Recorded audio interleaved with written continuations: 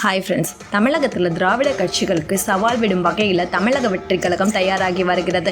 கட்சியை துவங்கியவுடன் 2026 சட்டமன்ற தேர்தல் களத்தில் வெற்றிக்கான கூட்டணி கணக்கு முடிவு செய்யும் வலுவான இடத்துக்கு முன்னேறி இருக்கிறது.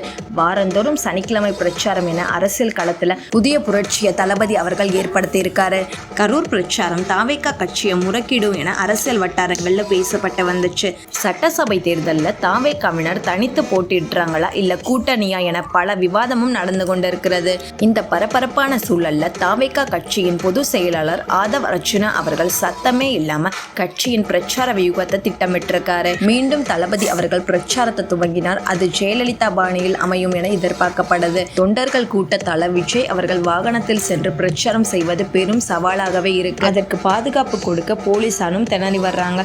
இதன் காரணமாக குறிப்பாக பிரச்சாரம் வாகனத்தில் சாலை வழியாக இனிமேல் தளபதி விஜய் அவர்கள் செல்ல போவதில்லை எனவும் சென்னையிலிருந்து பிரச்சாரம் நடைபெறும் மாவட்டத்திற்கு தனி விமானம் மூலம் சென்று அங்கு பிரச்சாரம் நடைபெறும் இடத்திற்கு ஹெலிகாப்டர் மூலம் முன்கூட்டியே செல்ல திட்டமிட்டிருக்காரு. மேலும் பெங்களூர்ல ஒரு நிறுவனத்துல 4 ஹெலிகாப்டரை ஒரு ஆண்டுக்கு வாடகைக்கு ஆதவ் அர்ஜுனா தரப்புல இருந்து ஒப்பந்தம் செய்யப்பட்டுள்ளதாகவும் தகவல் வெளிவந்திருக்கு.